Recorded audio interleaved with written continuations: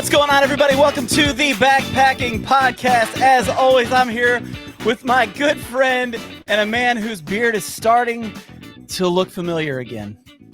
My good friend, Jeremiah Stringer. How are you, my friend? Oh, I'm doing fantastic. If anybody wants to see this beautiful beard, make sure you're watching on the Backpacking Podcast YouTube channel, where we'll be live streaming here coming soon, exclusively upon. The more of you that are subscribed, the more of you are going to get to see these live streams. And Jeremiah, we are fortunate tonight to have another great sponsor for this live stream. Oh, yes, we are. Warbonnet. That's right. Sewn with pride in Colorado, USA. We both had a chance to use Warbonnet gear over the last year. I've gotten a chance to use the Thunderfly tarp, which is just so easy to set up. It basically sets itself up, and when you're a dummy like me, that's a great thing. And definitely enjoyed using that. I know you've used the Ridge Runner hammock. Yes, the Ridge Runner hammock. Actually, I took a guy out that had never been backpacking before this previous weekend, and we had quite the interesting time. But he had complained to me that he couldn't sleep in a hammock, and I was like, well, maybe you haven't found the right one. I said, I have this Warbonnet bridge hammock. So it's got a flat lay. You put spreader bars in there. Just a slightly different lay than your gathered end hammock. It's got pockets, all kinds of awesome stuff, and I had him to put my pad in there because it actually got down to the low 20s, and he stayed warm. Well, you said he never sleeps well, and he slept like a baby the whole night. And not the baby that like cries and screams all night long, but the baby that actually enjoyed their night's sleep, right? Yes, and I'm sure that he was wishing that he had one of their Diamondback top quilts, because if you didn't know, nice. Warbonnet, they actually also make their own top quilts, so you can use those on a pad on the ground in a tent, or if hammock is your thing, pair it with the bridge hammock, and you're good to go. Yeah, big thank you to Warbonnet for being our sponsor tonight. Jeremiah, we are fortunate to have a world-class hammock camper tonight, hammock hiker, hammock backpacker, a guy who has hiked the AT, who has hiked many of the major trails throughout the Midwest, and whose channel has probably put out more how-to hammock videos than we've put out videos. And that is Mr. Frozen himself from Outdoor Adventures. How are you doing, man? I'm doing excellent. Thanks for having me on, guys. Oh man, this is one of those ones we were hoping to get you on here at some point. We knew it had to happen. So we got to go show you some love real quick, because the comments come in like immediately. Says All Things Outdoor says, Shug showed me how to hammock. Syntax showed me some really cool spots to hike. Frozen taught me about endless available gear with some of the best reviews in the biz. Enjoyed his vids for a while. Thank you. And I shoved it down your throat too. I'm sure. And we got Pennsylvania representing tonight. So Ben McMillan from Hilltop Packs is on here. He's also from Pennsylvania. So we definitely got some Pennsylvania going on tonight. It looks like we might have some Hawaii. I see Aloha on there. So cool. That's pretty cool. So let's talk a little bit about you. I have to let you know something. Yep. I have to let you know something. I've told this to Jeremiah already. One of the reasons I wanted to get you on here is because when you did your AT hike a couple years ago, your videos were great, by the way. Really enjoyed them. But it was the last one, the hike up to Katahdin. And I talked to Jason Wish about this. I don't know if he's on tonight, but I talked to Jason Wish about this. And your hike from the foot of Katahdin up was phenomenal. Like the way you interwove like the different memories from the trail and the music and how you did all that. Dude, that was awesome. Like seriously, there are very few times I watch a hiking video and get emotional, and I'm pretty emotionless for the most part anyways, but like that one, man, when you're going up and we're seeing all the memories of all the different things and you hear the music playing and there was a rumor going that you were going to do something at the top of the mountain. That's in the back of the head. Yeah, that was in the back of the head too. And then you get up to the top of the mountain, and what do? You deliver. Mm-hmm. And not necessarily for us, but for yourself, and you propose on the top of the mountain. Yep. Tell me about how that hike changed your life. Well, let's go back to the proposal real quick, because I think everybody knew about it except for my now wife, Chrissy. So we had subscribers saying he's totally gonna ask her. I'm like, shh, don't tell anybody. The hike was just unbelievable. I was so nervous starting that thing because I was injured when I got on the trail. About 2 weeks later, I realized that, hey, maybe I can actually do this. Injured, healed up, and just my introvertness just kind of went away. All these friends started to pop up, all these great experiences. The cold weather got the heck out of here, and just had a blast all the way up to Maine. When I got to Maine, I was like totally injured again, and it wasn't fun at the bottom. But yeah, it was seriously the greatest experience I've ever done. And if anybody has a chance to do it, get out and just do it. There's never going to be a good time. Just do it. Well, I noticed, I will say for me, I watched a lot of your videos before you did it, and I watch you now, and it's obvious that trail had an effect on you. You can see it just in your demeanor and how you do things. I remember, I think you were hiking. I can't remember where it was, but the trees started turning green, and you just smiled real big, and you recognized that the trees were turning green. Yeah, and you made a comment about that, and I was like, wait a second, that's not snarky, pessimistic Frozen. That's like happy, optimistic Frozen. Wow. What's going on here? Yeah, coming out. Yeah. So I watched you did vlogs of the entire trip. You had like 60 something episodes, right? And 66. Yeah. So 66 episodes. 66. Yeah. You were out there over 100 days, and you recorded all throughout and edited and published those. And then later down the road, you actually put together an entire documentary using your footage. And right. I watched that today, and I encourage everybody to go check it out. It was a great watch. And I was curious, what inspired you to put all that together, and how did you approach it differently than just the trail vlogs that you were doing while you're out on trail? Going into the trail, honestly, I had no idea. First of all, if I was going to make it, what was going to come of it. I could just be, okay, I did the trail. I'm still depressed, still introverted. Nothing could have changed, right? But as the kind of the trail progressed, as I got into the, about 1,000 miles in, I think it was, I realized that something's going on here. Something's changing. My emotions are getting different. I'm feeling all fuzzy and stuff.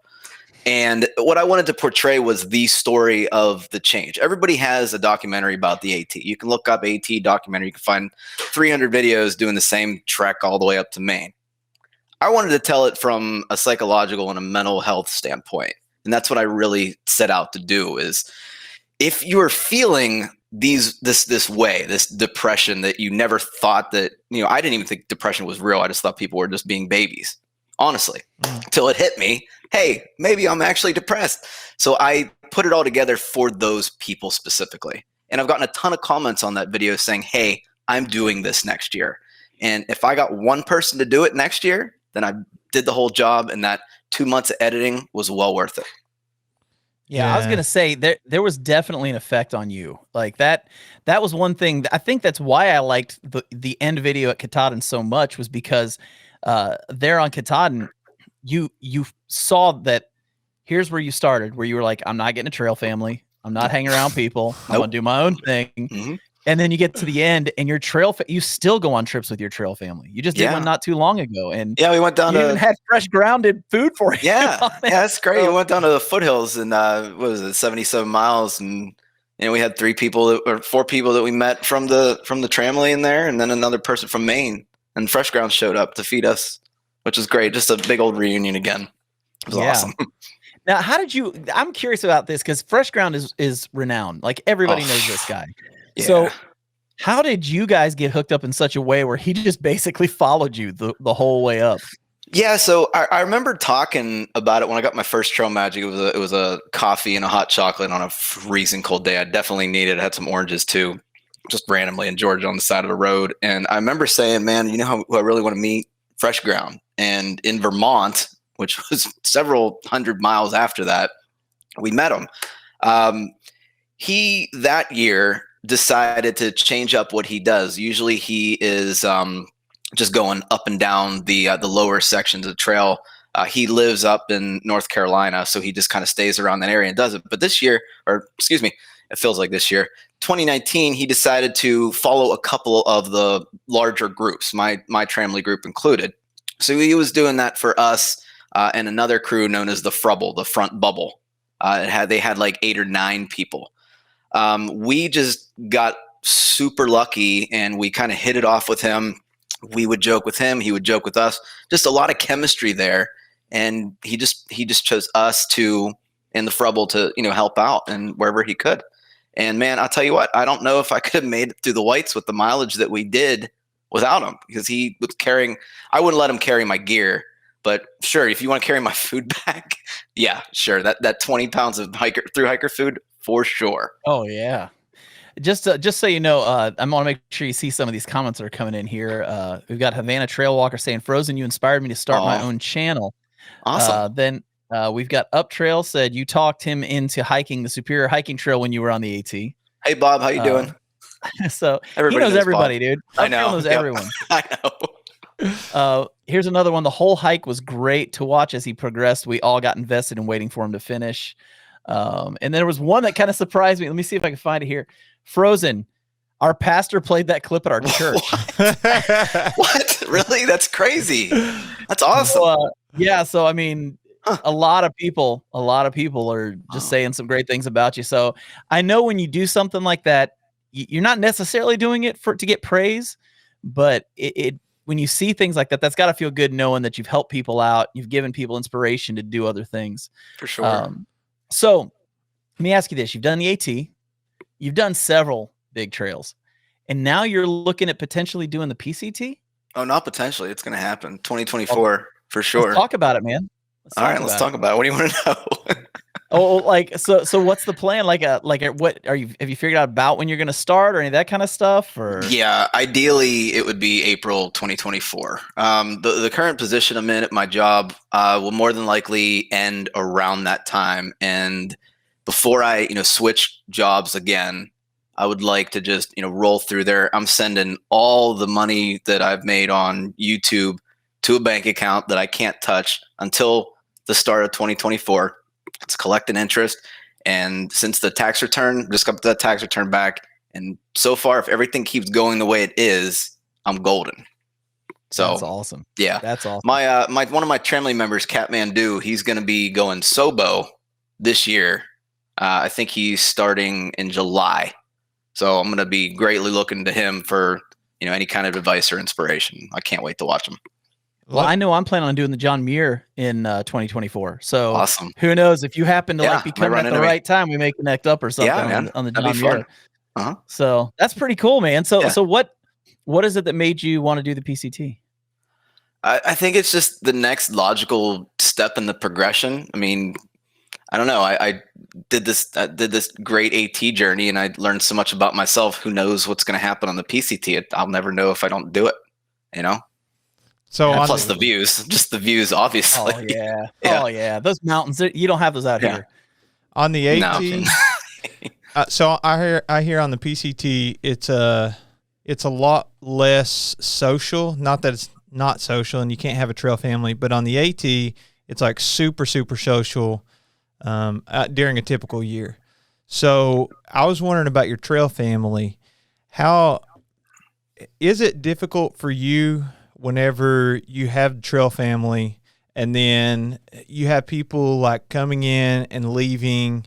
And I don't know, I did the long trail and you did 100 miles of it on the AT, and we got this trail family over a month, and then somebody would leave and you're kind of just like, I mean, you feel bad. There's nothing that you can do, but did that play any on your psyche and any of that type of deal with the trail family?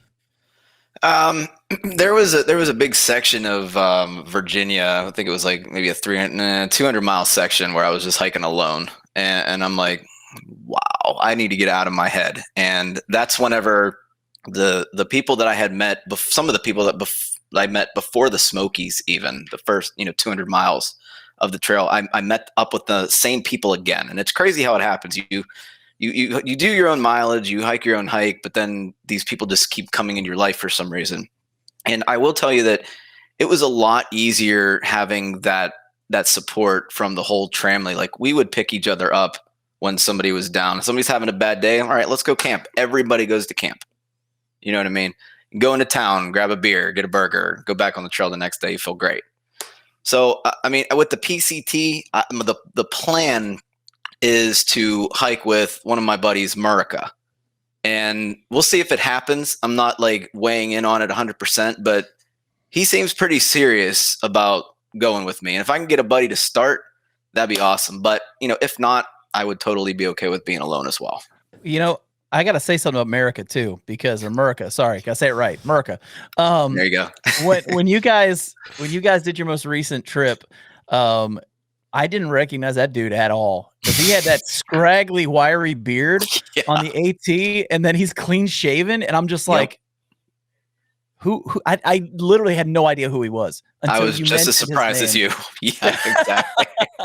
I just didn't even look like the same guy.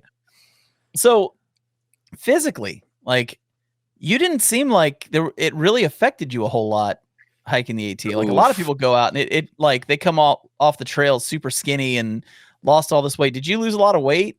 No, I didn't. I lost maybe 4 pounds. So I before the trail, I knew that I better gain some weight, because if I'm like 140 pounds soaking wet, and I'm just a small dude, you know what I mean?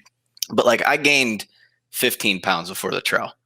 And at one point I had lost 8 pounds, and we were in, I want to say, North Carolina. And I'm like, wow, if I continue this, I'm going to blow away by the time I get to Katahdin.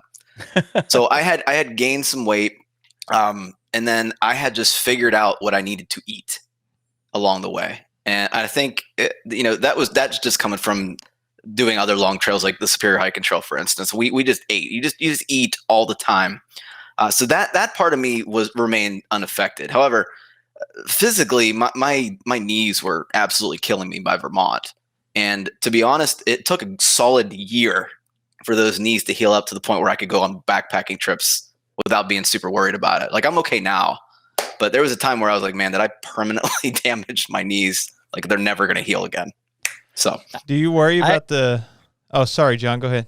No, I was just saying, I met a guy who works at a local place here in town, and he had hurt his knees up. He just said point blank, he said for the next 2 months he was limping. He said he just couldn't walk normal after he did the AT. And going up and down the stairs. The CDT, I think he's getting ready to go do the CDT next. Oh, that's cool. So, do you worry about the quality of the food? I don't know how you eat at home. I assume just like a normal American, but on trail, like, you can see from your videos on your resupplies, and I did the same thing on any long distance trip. You eat high calorie dense food, junk food. Yeah. So how different is that than what you eat at home? And do you worry about the quality of food for that time that you're, on trail?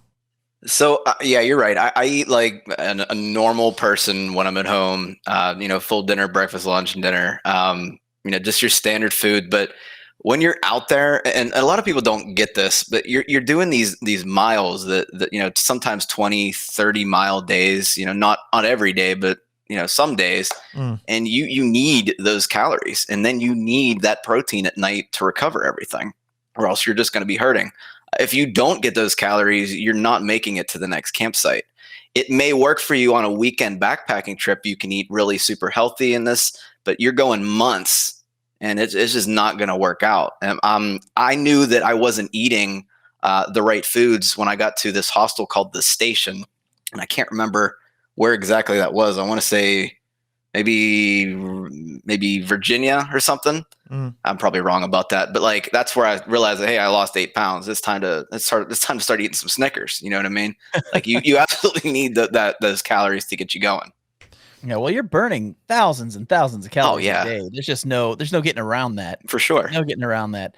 Ben McMillan's on here from Hilltop Packs, and he says he's pretty sure it was a Frozen Dolly Sods video that about 5 years ago got me to go to Dolly Sods for the first time. So that's pretty cool. And then another one says, so many hiking vids out there. Nice when there's a personal, emotional side to it. Knockout Frozen. I don't know if that means we're supposed to punch you in the head. You're not knocking me out. Yeah. Maybe they're saying you knocked it out of the park, but no, there we go. We'll go with that one. We'll make it that. We'll make it that. Frozen, are you following or helping any thru hikers this year? I don't want to say helping. Last year, 2020 was a very interesting year. I had originally decided to help 3 thru hikers. It was Wild, Nahamsha, and Frosty.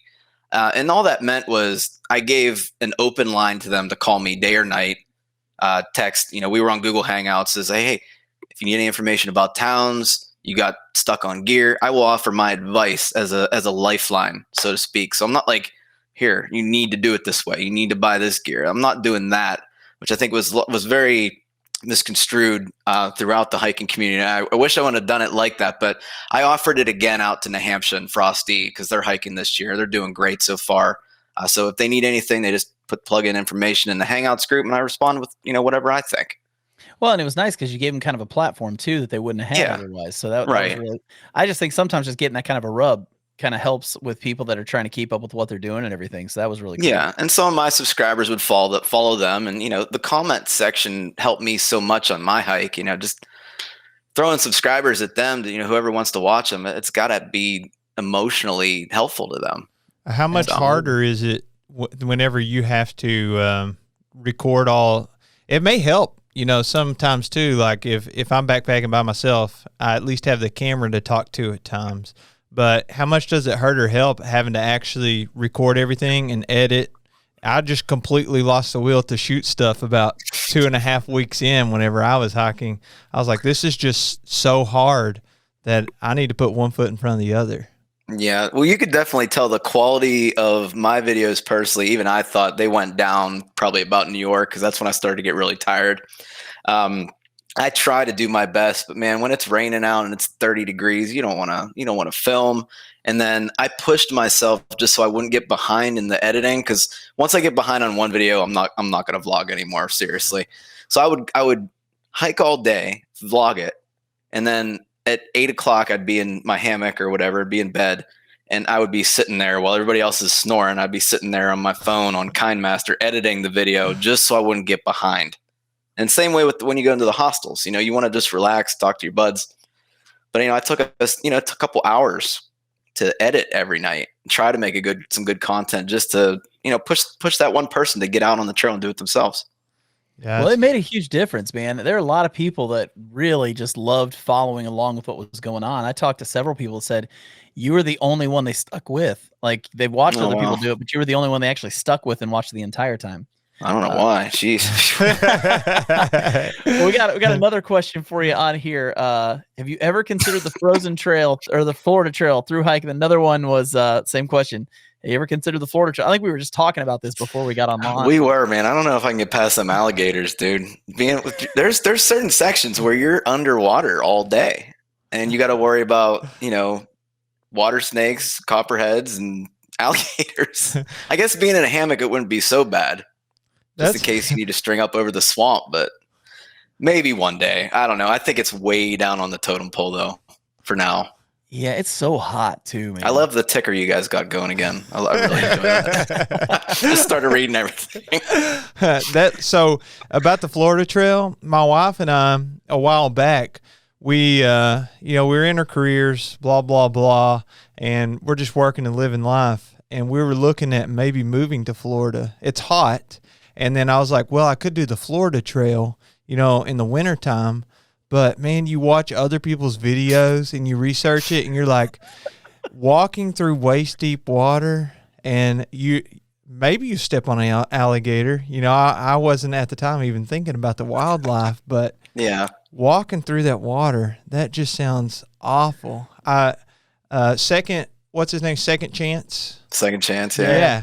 Yeah. I follow him on Instagram, and I saw him, he posted something about like, this is how you take a break and cool down. And he was literally just sitting in the water. Yeah, up to his neck, cooling off. And I was like, I just don't think that's for me. No offense, all you Florida people, but there's a lot of trails out there. I think I'll, maybe one day, right? Yeah. There are literally thousands of them. Yeah. And that's but you look at someone like Jupiter, and he's done it like 7 times. Dude, he's my man crush for real. I love him. Everything about him.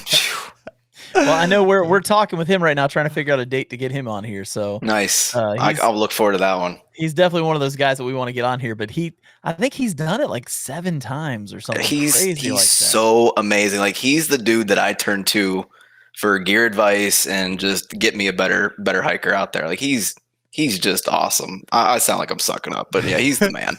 Well, and he's freaking hilarious. Oh yeah. Like I love when he does a comedy video. Like he just makes fun of everybody. Like nobody's the weight off savings. Yeah. Yeah. Exactly. That one's cracked me up. He'll get you ultralight, man. You were pretty ultralight yourself, doing like, I guess that you were on a time crunch whenever you were doing the AT. And so I was. You know, you already had been backpacking for years, so you kind of got your gear dialed in. But Jupiter, he is like, I'm just going to lay on the ground on like a quarter pad. But you hammocked the whole way, right? Except the Smokies. What'd you do about if you did hammock in the Smokies? You don't have to say so. But what did you do whenever you went to the Smokies and you're supposed to stay in those shelters? Yeah, so I didn't like that. So what I had done was I still carried my hammock and tarp setup, but in the Fontana Lodge right before you enter the Smokies and go up the first hill, I sent myself my Thermarest Neo Air X Therm. Okay. So I did have to stay in 3 shelters, and so it was actually great because it was a little bit colder than I wanted to be with just a single 20-degree quilt. So I just stacked my underquilt on top of that. And I essentially had like a 0-degree quilt. I was nice and toasty the whole way. But I'd rather would have been allowed to stay outside the shelters. Yeah. There's nothing to beat the hammock. Dude, whenever I was on the long trail, there's 2 people in my trail family that they both had hammocked the whole way. But sometimes you're just above tree line. And so they make you stay in the shelters like no matter what. There's a couple of times that the people at the shelter, it was like completely empty. And there's somebody that lives at the shelter during the backpacking season, and they let them set up their hammocks like in the rafters on the upper deck, which was super cool. But some of them, they had to sleep in the shelters. So like one of them, he'd just lay on his trash bag that goes inside his backpack. I was like, man, that has to be the worst night's sleep ever. Yeah, for real. Went from hammocking to laying on wood slats. So couldn't do it. So last like February 28 or 2020, it was me and then I think 7 or 8 other YouTubers. We got together and went up and backpacked with Dan Becker up in Wisconsin in February. And we had a couple guys from Minnesota come down. Rob Pelton and Jeremy LaCroix came down. The Shill brothers came up. Chad from UGQ was there. Obviously Dan was there. Well, we all hiked down to the shelters each night, and most of us were in hammocks. And so we had our hammocks set up all over the place. So we get the second night and we go down and we walk and look at the shelter. There's eye hooks up in here. We hung 4 hammocks in that shelter. Like there were 4 hammocks in that shelter. It was me and Chad and Rob and Jeremy were all in there. And I was talking to Andy Schill and I said, man, sorry, we didn't have enough room for you. He goes, I'm not sleeping there with a bunch of you snorers. There's no way I'm sleeping there with you guys. Bunch of stinky snorers. Well, and that was the weekend I found out that I had COVID. So we don't even want to talk about that story. That was a fun week. That was pre-COVID awareness, though. That was before anybody knew what it was. Yeah. You're a super spreader. John the super spreader. I went to this conference thing down in Florida a week later. I probably spread it across 20 different states and didn't know it. Well, how would you know? I didn't know what it was at the time. So, well, let me ask you this, Frozen. Since you had the hammock, you stay away from everybody, all the snorers. Or did you bring earplugs? How'd you do it? I brought earplugs. The Heroes work really well because they're like the ones that like blow up in your ear. One of our family members was the worst snorer, Kathmandu. Love him to death, but man, sometimes I got stuck with him in the same room in the hostels or something. But I try to stay way away from. See, I think the people that snore should give comfort to the people that don't snore. Like it should almost be like a lullaby being sung to them. I mean, Jeremiah, he'll never sleep near me, and it really hurts my feelings. I just don't understand it. You remember, John, you and I met up with Jason Wish and Mr. Backpacking with Jason, sir, at Red River Gorge not too long ago. Yeah, and we all had hammocks, and then Jason and I had tents. So I let everybody set up, and then I went like 100 yards away.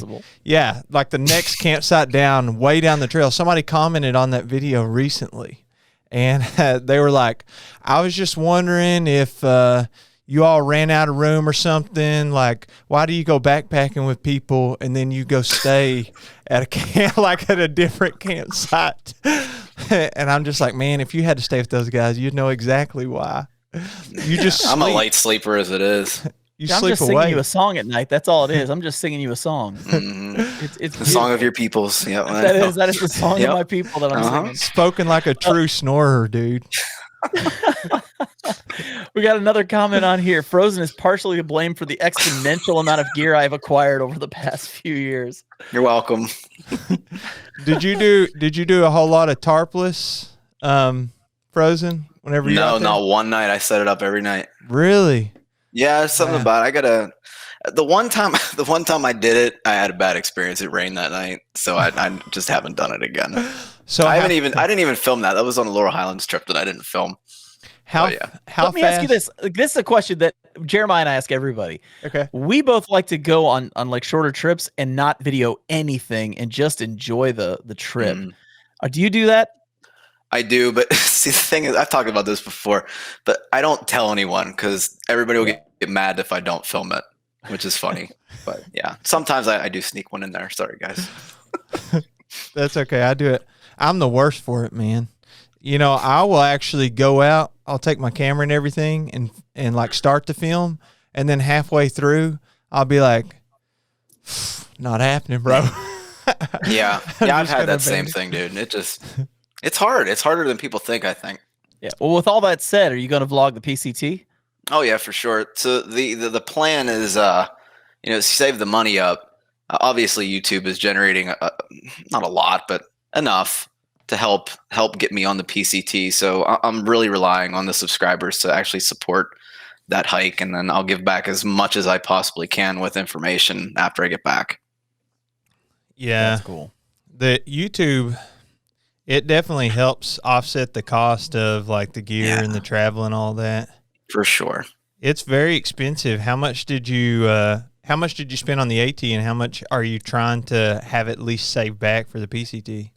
It was the average $1,000 per month when you add in, all your resupplies, your hostel stays, your gear breakdowns, your shoes, especially. So about $1,000, maybe a little less.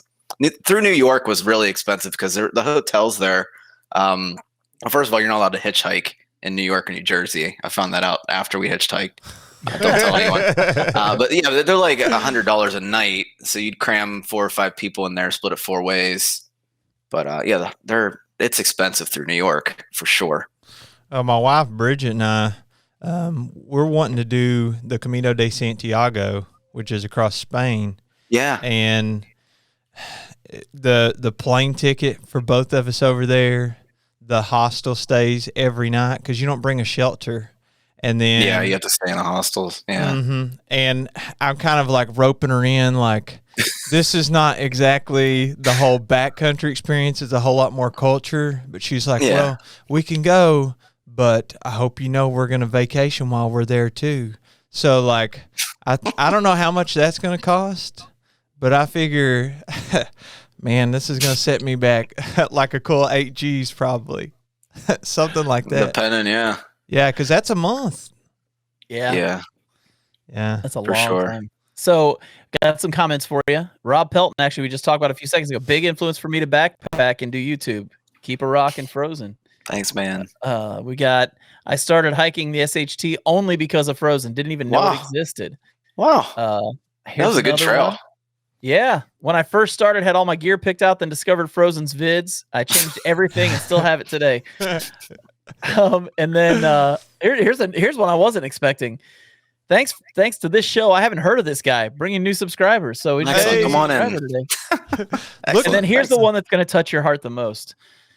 Frozen first introduced me to the ramen bomb. I like ramen, I like potatoes, but this didn't do it for me at all. Is he still eating this concoction? So are you still eating? No, I got sick of it. It's yucky. I don't like it anymore. I had it a lot on the AT. Just mashed potatoes in general. I can't eat them. Well, with maybe that in said, a couple years. With that said, I want to do a little something here. This was something we introduced last week. It's called Rapid Fire. So we're going to ask 5 questions real quick of you, but Jeremiah can't listen to them. So Jeremiah has to take his headphones off right now, and I'll give him the old thumbs up when it's time to put them back on. So we're going to ask you 5 questions. I want to hear your answers, but I don't want them to influence Jeremiah's answers. And they have to be quick, rapid fire, 2 or 3 seconds, and give us your answer. So it's a lot of pressure. It does feel like a lot of pressure. If you get these wrong, you'll probably lose all your subscribers. Yeah, just go ahead, unsubscribe right now. It's going to destroy your whole reputation because of this. So what is the longest day of hiking you've done? 33 miles in Pennsylvania along the AT, and it sucked. Really? Yeah. It was, well, on the AT, I did 36 miles Oil Creek in one day. Wow. That's a lot of miles. Yeah. Well, if you I wouldn't recommend it. Mm-mm. Oh, I'm not going to do it probably, just to be honest with you. Probably not going to make it happen, but that's okay. So if you could only have one food on the trail, what would it be? North side fettuccine Alfredo for sure. Yum yum. Really? Yeah, it's pretty good. Fettuccine Alfredo. That's cool. I've had that one. That's actually really good. So what is your worst gear failure? My worst gear failure. That was whenever my rain jacket leaked out during a 33-degree day, and then it immediately dropped to 18 degrees in the morning. Really? Yeah, like I could have broke it on a side of a tree if I wanted to. It was really crappy. That's awful. Yeah. So, what's your next bucket list hike? I think we might have talked about it earlier. Well, it was the Te Aurora. I'd really like to go there, but yeah, the quarantine still exists, so I don't know. You spend all that money and then still have to quarantine for 2 weeks. So maybe soon. We'll see. So last question. Are you an alcohol or canister stove guy, and why? The AT actually converted me into canisters, and I actually do both now. I like them both equally. I like canisters in the winter, but I like alcohol stoves as it gets warmer. Okay, that makes sense. That makes a lot of sense. So, all right, let's see if Jeremiah is as good a backpacker as you are. We'll see what his answers are. So, give Jeremiah the old thumbs up to go ahead and put his headphones on. Let's see what we got here. We should have messed with him for longer than that. I know. We should have kept him off the line for a lot longer, just talked about him. I know you all are just doing that so that I can't talk. People are in here going, Jeremiah's trying to read lips. We should have held another guy. I did. I read this on John's lips. Every time Frozen would answer, I saw a big, really? after every answer. I only did that like every answer. Stop it. So, okay, Jeremiah, you got 2 or 3 seconds to answer these, and these can't be the same 2 or 3 seconds you had the last time you did this. Okay, so the Kentucky. You got to go quicker. Seconds. They're going to ride you hard in the comments again. So, Jeremiah, what is the longest day of hiking you've done, mileage-wise? Probably 23 miles. 23 miles. If you could have any one food on the trail, what would it be? Oh my gosh, dude, that's an impossible question. That is not an impossible question. Frozen nailed it like immediately. He had one. I don't know. I guess probably a steak, maybe. I would have said steak, of course. I know we can have steak on the trail. River Gorge, man. We'll hook you up with some steaks. What's your worst gear failure, Jeremiah? Oh, I haven't had a whole lot of gear failures. Probably the rainfly on our north face. They straight up had to replace it. It broke 3 times. Yeah. So I sent it back and forth. Frozen's was a rain jacket that leaked out in 30-degree rain, and then it dropped to 18 degrees after that. Yeah. This isn't really a gear failure. It is kind of my fault, but my BRS stove, one time I was boiling water and I was in a shelter and it was sitting there on the stove, or the pot was sitting on the stove full of water, and it slid right off, fell on the table, and all the water poured right into my open backpack on top of my sleeping pad and clothes. Oh, no. So I'm going to blame that on BRS because that is no chance. That's an ID10T error. No, that's all that is. They need more traction on the stove. That's what that is. Okay, we'll go with that. So, Jeremiah, what's your next bucket list hike? Oh, right now I just want to focus on completing doing my section hikes of the Sheltowee. So I'm like 150 miles in. So we're almost halfway. Very cool. So alcohol stoves or canister stoves?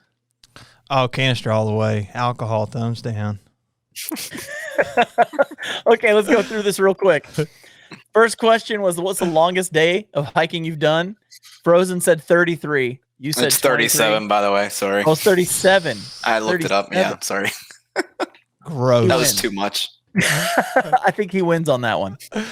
The food that you can have on trail, he said Northside's fettuccine Alfredo. You said steak. I got to side with the steak on that one. I mean, yeah, me too. So it's 1-1. You guys are tied up right now. It's all tied up. What is your worst gear failure?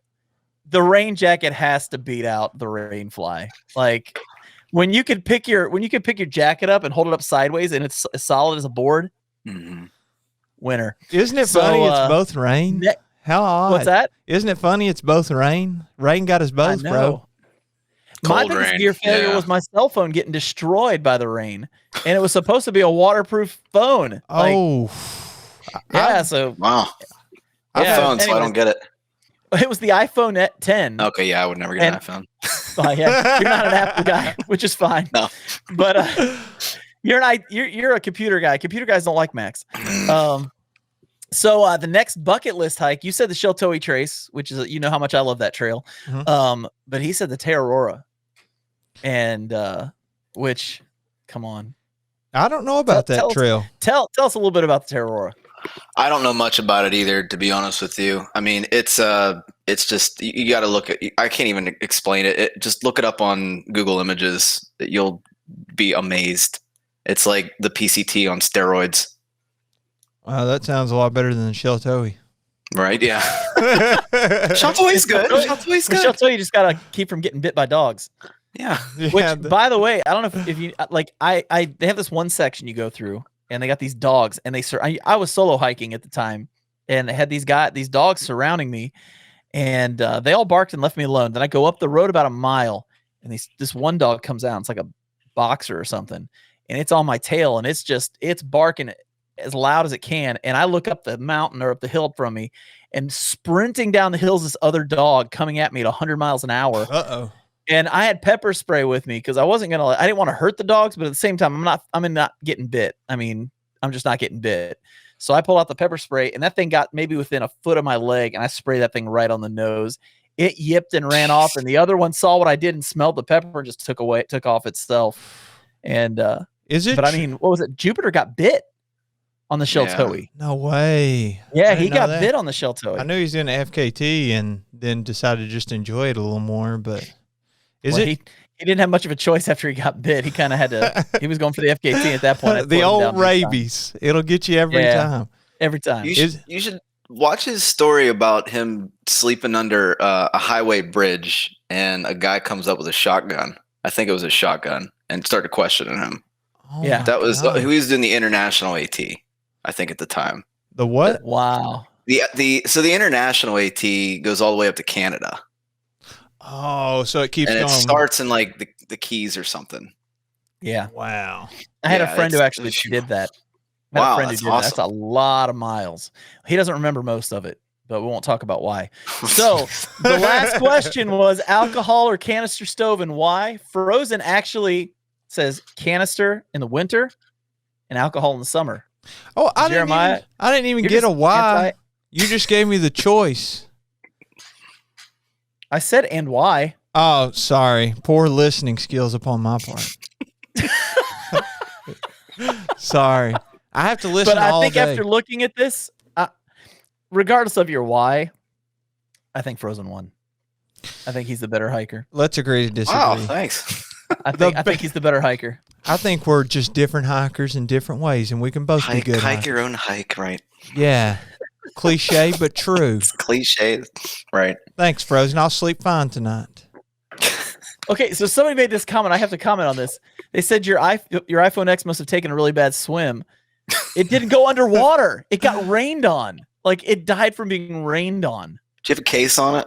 Yes. That's why. Yeah, and I figured that out later. But yeah, it never once was immersed in water. But yeah, it died. It was miserable. Dude, I had an iPhone 6S that died on trail whenever I was doing the Tennessee version of the JMT. But, oh yeah? Yeah, I may have told this story before, so I'll make it quick. Basically, I was laying in my tent. It's one of those one-person tarp tents, the bivvy style. No offense, tarp tent. I do not recommend the bivvy style. It's not for me, but your other tents are good. And I remember I was watching this UK game. We strategically camped on a ridge so that I would have service and I could stream the game. So we won the football game, and then our coach comes up for like the little, the ESPN reporter shoves the microphone in your face, and it's like blah, blah, blah. And then you're like, what? And then they repeat the question, and then you answer it. Okay, right as he went to answer it, phone just screen didn't work the rest of the trip. Still had 2 days of hiking. Wow. Yeah. Oh man. Had paper maps, luckily, because the person I was with is Bridget's dad, and Bridget's dad has used a flip phone up until this previous year. He's got an iPhone now. He hasn't made Facebook yet. So I'm afraid whenever he makes. I'm not jealous. I'm jealous of that part. I don't want to be on Facebook. I hate Facebook. I hate Facebook too. I can't drives stand me it. nuts. So I'm okay with not being on that one. If I could find a good excuse just to never ever get on Facebook again, I would do it. Fake a book. Everybody's posting their fake lives. Yeah. Hey, but there's good stuff like on the groups. You can sell your backpacking gear, and you can buy cars and stuff. Yeah. Yeah, I follow like the Penguins, and then I try to answer questions that the AT groups are asking, like, do I need a bear canister 100 times? And yeah, but the 3-page political post and all that. Double thumbs down, bro. I'm down. Right, for sure. Okay, so question for you. Are you from the Pittsburgh area? Yeah. Okay. Well, not originally. I'm originally from Virginia, but I was only there for like a week. So I'm from Pittsburgh, yeah. Cool. So are you a Steelers fan? No. Oh, once I get rid of Roethlisberger and Tomlin, then I'll be a Steelers fan. John was so ready. I am a huge Browns fan, and I was sorry, talk Pittsburgh. Crap to you. I was going to talk crap to you because my Browns were actually getting better, and now I like you more because of the fact you live near Pittsburgh and you don't like the Steelers. So I'm cool. It's not that I don't dislike them. I like the Penguins better. I'm a hockey guy. Yeah. I had a buddy in college. He was a huge Penguins fan. We actually took our spring break and we went to Pittsburgh. We went to Toronto, and we came back down through Chicago. And we watched NHL games at all of those. My subscriber count's dropping. Hold on. Wait, crap.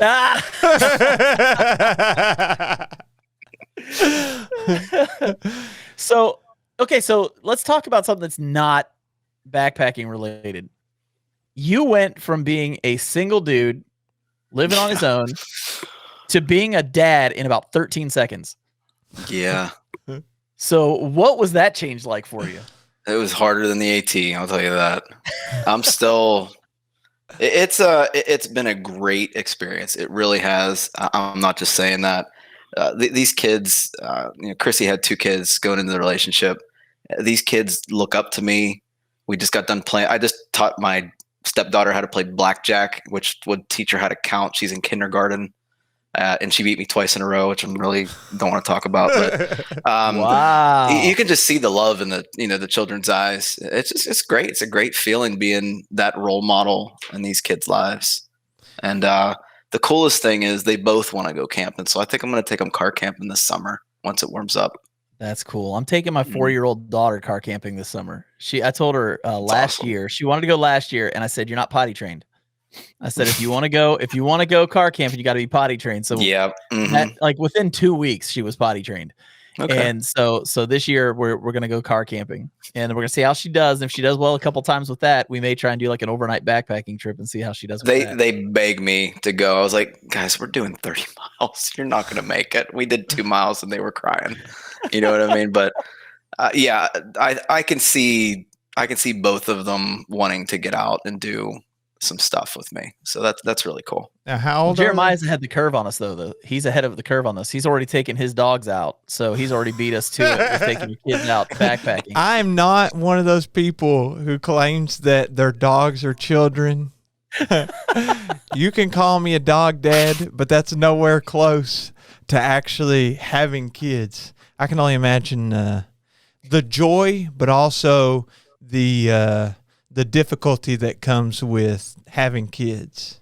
You know? There's a lot of pressure. Yeah, definitely. Especially if you haven't been doing it the whole time, from birth. It's just, you kind of get thrown into the mix. Yeah. How old are the kids? 6 and 7. Okay. So when you do the PCT, I saw that at the time she was your girlfriend and she got to come visit you. And I guarantee you that was absolutely wonderful. Because whenever I was away from Bridget I was like 2.5 weeks in, and I was like, the only thing I want right now is be able to see my wife. Like, I miss her, see my family. So I'm sure that was wonderful. But do you think that they'll all get to come visit you whenever you're on the trail out there? I mean, it's far. It's a lot farther than any of the AT states. So I'm not expecting anything. I would absolutely love for that to happen, but I don't know. Especially with I'm the breadwinner of the family. She does work. She does make decent money, but I don't know if we're going to be able to do the whole plane ticket thing back and forth. Yeah, it's so we'll see. So what you're saying technology, is we need to start a GoFundMe. Start a GoFundMe. Nah, I don't. For plane tickets. I'm not even going to say it. For your wife to go. No, Jeremiah, no. we got a new goal, man. We're going to raise money for Frozen's wife to go see him. We'll get you a sponsor. We'll see if you can see if you can get some family time. You're right, though. Yeah.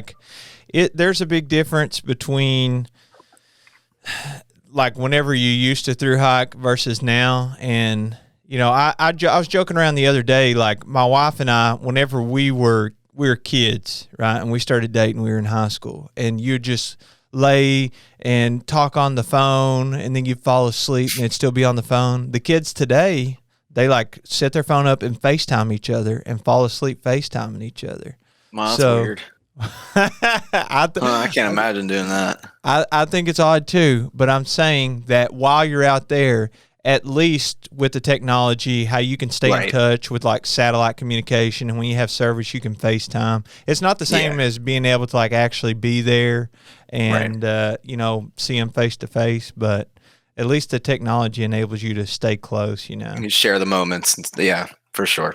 Yeah, and she'll get to watch your videos. At least get She was actually the one uploading the videos. Like I would send her the final video, but she would ultimately be the one to title it and do all the crazy stuff, so I didn't have to. So she helped me out. I'm not sure I could have done that whole editing thing because it was a lot harder than I expected. Yeah, that was very nice of her. I mean, just even someone putting the tags in, how long the tags take. Yes. Phew. People have no idea that don't do any videos. Nope.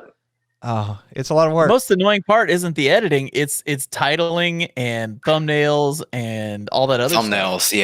Yeah, for sure. Pulling that one screen out of your video to do a thumbnail. Mm-hmm. Yeah, and hoping that it's in focus. That's the kicker. You got to hope that it's actually in focus. Right. So, well, we are at the 55-minute mark. It goes pretty fast. Yeah, it always does. But we actually have some people on here who don't know you apparently. Which I didn't think that would be possible. But do you want to give everybody the best ways to find you online?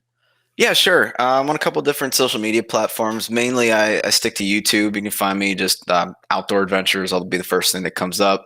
Instagram's really long. It's Frozen's Outdoor Adventure. So if you want to type that whole thing, I'm always posting pictures up there. And I just got back from a trip in West Virginia where it got down to 16 degrees, and it was a real fun time. So be sure to follow. That's crazy. That's cold. So what's the next trip you're heading on? I am not sure at this point. I know it's going to be in 2 weeks. I just don't know where I'm going yet. I have a big list of all these like a big notepad file of places that people say, hey, you should check out this place. You should check out here. So I just kind of run through the list, whatever looks good, and if it's within driving distance and it works out with my time frame, I try to go. Very cool, man. Very cool. Stick around. We're gonna start wrapping things up, but stick around. Don't go anywhere. Definitely want to talk to you a little bit after this. And I know if I'm speaking for Jeremiah, myself, and probably Mr. Backpacking with Jason, sir, we can throw him in there too. But anytime you want to come down the River Gorge, you just let us know. We'll get you a steak. We'll make sure we feed you the right way. Alrighty. So thanks a lot, man. You got anything else, No Mr. problem. Jeremiah? If you do want to come down to the gorge, man, I think Ben lives fairly close to you, so you all should carpool and see if we can do an overnight or something. And when are you going? Well, that's up to you, bro. Whenever you're free, we'll talk off air and it's fine. Be able to set something up for the summertime or something. Okay, sounds good. Awesome. Good deal, man. Appreciate it. Thanks. I had a great time, everybody. Man. Yes, sir. We'll talk to you later. All right. See you guys. Always, man. What is it with these guys? They're great. Cool cats, bro. We haven't had a bad guest yet. No, no. It's always a good time, dude. Every single time. So Jeremiah, who do we have on next week? We have Rue McKenrick. And if you haven't... You said his name right this time. You say his name wrong. No, that's you, bro. That's not me. Let the record show. It is Rue McKenrick. If you haven't heard of him, you should go follow him on Instagram right now and check out what he's doing. He's doing the American Perimeter Trail, which is basically devoting his life to making a trail all around the U.S. And completely around the perimeter of the U.S. Yes, it's insane. So we've had him on before. I encourage you to go check out that episode in anticipation for next week's live stream. Yeah, he is probably one of the kindest people that I think we've ever met. Just he's a genuinely kind person. Yeah, and absolutely loves the backcountry. Absolutely. So, Jeremiah, you got any trips coming up? Well, I don't know. Hopefully, I know you and I may have something in the works with a former guest that we had on that does a lot to give back to just wildlife in general. The backcountry cleans up a lot. So if we can go on that, hopefully there. And then maybe we have spring break pretty soon. So maybe I'll get out in the woods. We'll see. We'll see how it goes. Yeah. I was supposed to go to Land Between the Lakes tomorrow. And the two guys I was going with, one of them had to pull out for something going on, like health-wise. And the other guy, his wife had something health-wise. So they both had to go to the hospital for two different things. Oh, no. So I'm probably just going to go hide somewhere tomorrow night. I'm going to go find a place to spend the night and just go sleep in my hammock for a night and not tell anybody where and just enjoy being away from all humanity. That sounds amazing. Yeah, because you had a little knee trouble yourself. Now you're getting all healed up. Yeah, dude, this is the first time this will be the first trip I've had since the beginning of January when I jacked my knee up. So you're kind of excited to get back out, man. I've missed it. It's driving me nuts not being out there. So pretty excited, man. Pretty excited. But just a reminder to everybody, as soon as you get off here tonight, head over to the Backpacking Podcast YouTube channel and make sure that you get subscribed to that. So when we switch everything over in June, you guys will be able to catch every single episode of these live streams on there. Absolutely. And thank you, everybody, for joining us. I really appreciate all the love, all the kindness on not only our channels, but supporting the podcast in general and interacting with the awesome guests we have. It's always fun. And definitely support Frozen. Definitely support Frozen and his channel, and make sure you drop him some money so he can get plane tickets for his wife, because we want her to get out there to California and see him. That would be wonderful. So that needs to happen. We got to figure out a way to make that happen, man. That's all I'm going to say. So with that said, thanks so much for everybody for tuning in to the Backpacking Podcast. We'll catch you on the next one. Adios.